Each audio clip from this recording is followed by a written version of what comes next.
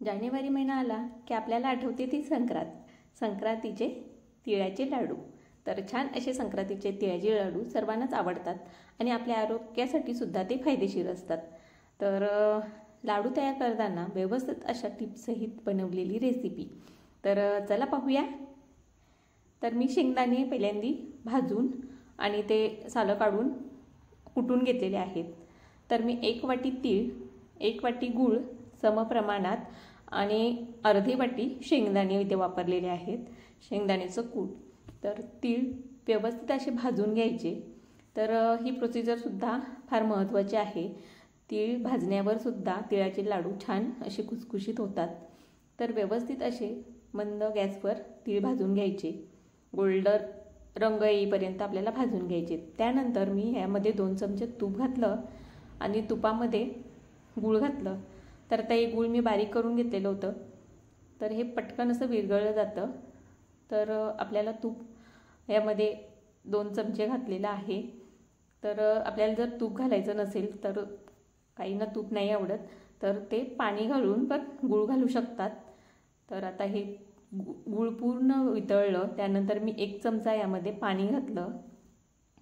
तर व्यवस्थित असं गूळ फुलून येतं आणि हे पूर्ण असं परतून घ्यायचं। आपल्याला पाक व्यवस्थित करायचा आहे, जास्त सुद्धा पाक तार येईपर्यंत करायचा नाही।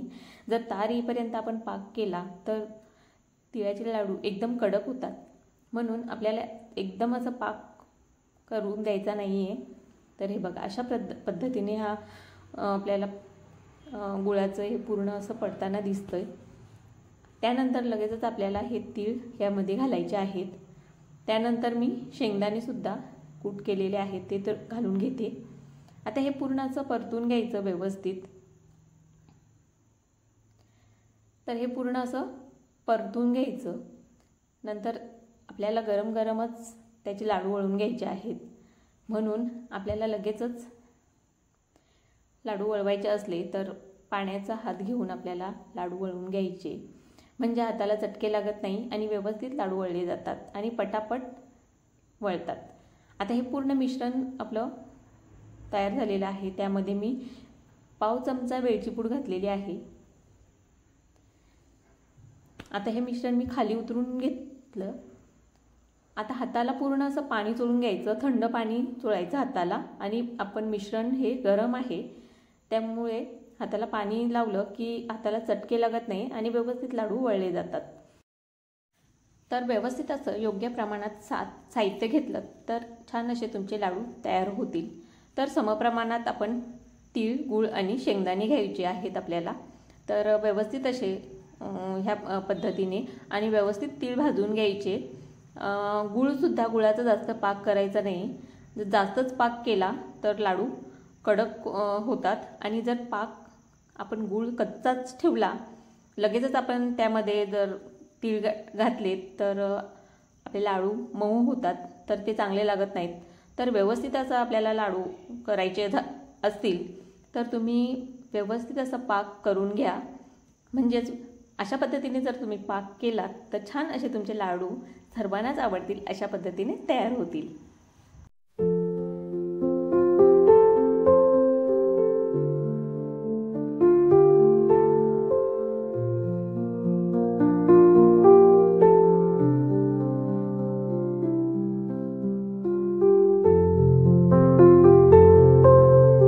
तर आता लाडू तयार झालेले होते। पूर्ण असं आपलं हे तीळ मऊ होते तोपर्यंत लाडू तयार झालेले आहेत। आणि नंतर कडक झाल्यानंतर काय करायचं, लगेचच कढई आपण गॅसवर ठेवायची आहे आपल्याला आणि ते मऊ झालं की लगेचच लाडू वळून घ्यायचे। तर गॅसवर ठेवल्यानंतर गरम झालं की पुन्हा गूळ वितळला जातो आणि ते मिश्रण मऊ होतं। तर अशा पद्धतीने मी पूर्ण हे लाडू तयार करून घेतलेले आहेत। तर कडक झालं तरी आपण ते पुन्हा गरम करून करू शकतो। तर आता हे लाडू मी पूर्ण तयार करून घेतलेले आहेत, तुम्ही पाहू शकता। तर हे मी 100 ग्रॅम प्रमाणात तीळ घेतलेले होते, 100 ग्रॅम गूळ होतं आणि 100 ग्रॅम शेंगदाणे। तर व्यवस्थित असं ह्या पद्धतीने आपले लाडू तयार होतात आणि मोजले तर 25 लाडू तयार होतात। तर मीडियम असे 25 लाडू तयार झालेले आहेत 100 ग्रॅम तिळामध्ये। तर छान असे आपले तिळाचे लाडू तयार झालेले आहेत।